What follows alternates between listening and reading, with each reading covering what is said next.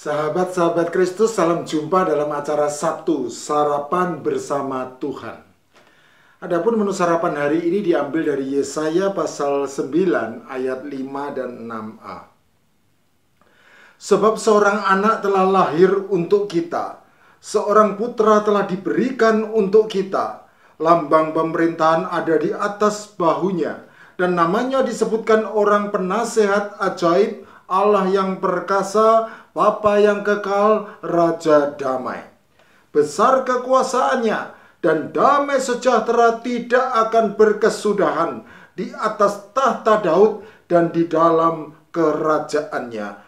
Karena ia mendasarkan dan mengokohkannya dengan keadilan dan kebenaran dari sekarang sampai selama-lamanya.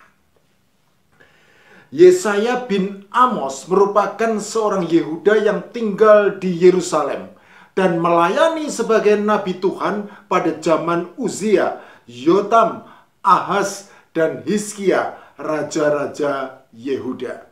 Yesaya pasal 1 ayat 1.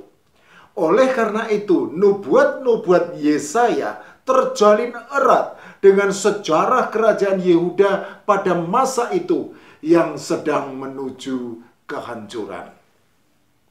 Di tengah kondisi bangsa yang sedang kalut dan terpuruk di ambang kehancuran tanpa adanya damai sejahtera itulah, Yesaya lalu menubuatkan hadirnya seorang keturunan Daud yang akan bertahta sampai selama-lamanya dengan menyandang sederet gelar agung sebagai Penasehat Ajaib, Allah yang perkasa, Bapa yang kekal, dan Raja damai. Gelar Penasehat Ajaib atau dalam bahasa Ibrani Yoed Pele merupakan gelar yang luar biasa. Keluar biasaan itu nampak jelas dalam kandungan kata Ibrani Pele atau ajaib. Menurut konsep pemikiran Ibrani, kata ini umumnya memperlihatkan sesuatu yang luar biasa menakjubkan dan digunakan dalam konteks perbuatan Tuhan, khususnya dalam hal keselamatan. Jadi keturunan Daud yang dinubuatkan Yesaya tersebut merupakan penasehat ajaib dalam hal keselamatan. Gelar Allah yang perkasa atau dalam bahasa Ibrani El Gibor juga merupakan gelar yang luar biasa. Karena gelar ini juga dipakai untuk menunjukkan keperkasaan Yahweh, Allah segala Allah dan Tuhan segala Tuhan. Ulangan pasal 10 ayat 17, Nehemia pasal 9 ayat 32, dan Yeremia pasal 32 ayat 18. Jadi jikalau keturunan Daud yang dinubuatkan Yesaya itu perkasa atau gibor, seperti pahlawan perang atau gibot, maka seperkasa apakah dia? Yesaya dengan jelas menyatakan keperkasaan dari Allah yang perkasa itu dalam Yesaya pasal 11 ayat 4. Ia akan menghajar bumi dengan perkataannya seperti dengan tongkat, dan dengan napas mulutnya ia akan membunuh orang fasik. Bayangkan, hanya dengan firman-Nya saja maka keperkasaannya terpancar dengan dahsyat. Itulah Allah yang perkasa, El Gibor. Gelar Bapa yang kekal atau dalam bahasa Ibrani Abiad mungkin merupakan gelar yang tidak mudah dipahami jika tidak memahami konteksnya.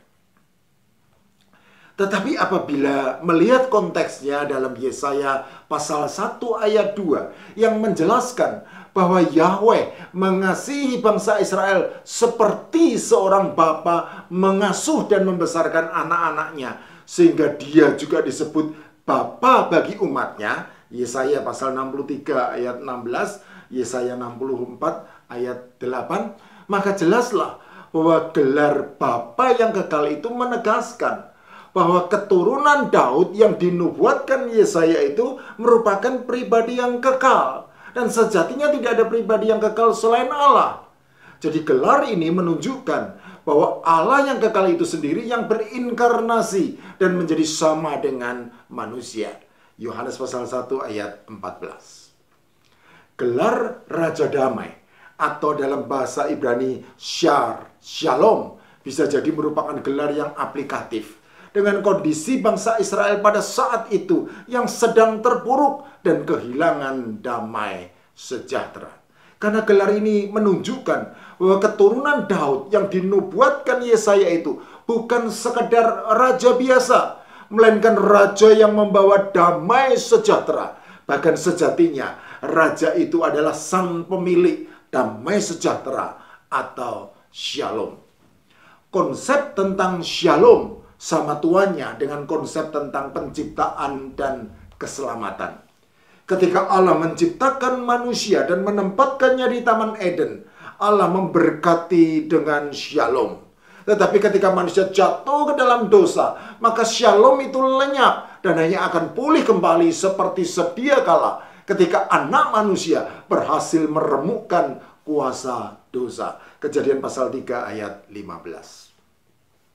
Di dalam rentang panjang penantian pemulihan shalom atau damai sejahtera itu, Allah masih berkenan memberi kasih karunia-Nya begitu luas, sehingga shalom itu masih bisa diperoleh di dalam namanya. Bilangan pasal 6 ayat 24 sampai 27. Dan Yesaya menaruh pengharapan akan hadirnya shalom itu di atas bahu Sar Shalom atau Raja Damai yang besar kekuasaannya dan tidak berkesudahan damai sejahteranya. Sahabat-sahabat Kristus, seorang putra Raja Damai yang dinubuatkan oleh Yesaya itu sudah hadir dalam diri Tuhan Yesus Kristus, Allah yang menjadi manusia. Dari surga mulia, Dia datang ke dalam dunia sebagai Raja Damai, selaras dengan salah satu nama yang disandangnya menurut nubuat Yesaya. Kelahirannya dirayakan sejumlah besar tentara surga yang memadukan suaranya dan menyanyikan kidung pujian. Kemuliaan bagi Allah di tempat yang maha tinggi dan damai sejahtera di bumi di antara manusia yang berkenan kepadanya. Lukas pasal 2 ayat 13 dan 14. Tuhan Yesus Kristus, Sang Raja Damai itu hidup dalam damai sejahtera dan menyebarkan kedamaian di antara umat manusia. Itulah sebabnya di penghujung pelayanannya di dunia, Dia masuk ke kota Yerusalem dengan menunggang seekor keledai muda dan bukan seekor kuda perang seperti kebiasaan raja-raja dunia pada umumnya. Tunggangannya yang menyimbolkan kedamaian itu disambut oleh semua murid yang mengiringinya dengan gembira dan mereka memuji Allah dengan suara nyaring. Diberkatilah Dia yang datang sebagai Raja dalam nama Tuhan. Damai sejahtera di sorga dan kemuliaan di tempat yang maha tinggi. Lukas pasal 19 ayat 38. Sebagai Raja Damai, Tuhan Yesus Kristus memiliki damai ilahi, damai sorgawi yang tidak tergantung pada keadaan, yaitu suatu damai yang betul-betul damai, bebas dari segala gangguan, damai sejati yang sama sekali tidak terpengaruh oleh situasi dan kondisi. Begitu damainya, damai dari Sang Raja Damai tersebut, sehingga digambarkan oleh Yesaya dengan begitu indahnya, tanpa ada setitik pun permusuhan antara pemangsa dan yang dimangsanya. Serigala akan tinggal bersama domba, dan macan tutul akan berbaring di samping kambing. Anak lembu dan anak singa akan makan rumput bersama-sama, dan seorang anak kecil akan menggiringnya. Lembu dan beruang akan sama-sama makan rumput, dan anak-anaknya akan sama-sama berbaring, sedang singa akan makan jerami seperti lembu. Anak yang menyusu akan bermain-main dekat liang ular tedung, dan anak yang cerai susu akan mengulurkan tangannya ke sarang ular beludah. Yesaya pasal 11 ayat 6 sampai Jelaslah bahwa damai sejahtera dari Sang Raja Damai yang begitu indah digambarkan oleh Yesaya itu adalah damai sejahtera surgawi. Suatu damai sejahtera yang tidak dapat diberikan oleh dunia ini.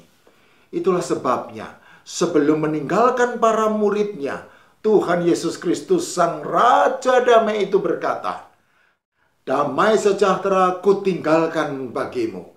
Damai sejahteraku ku berikan kepadamu.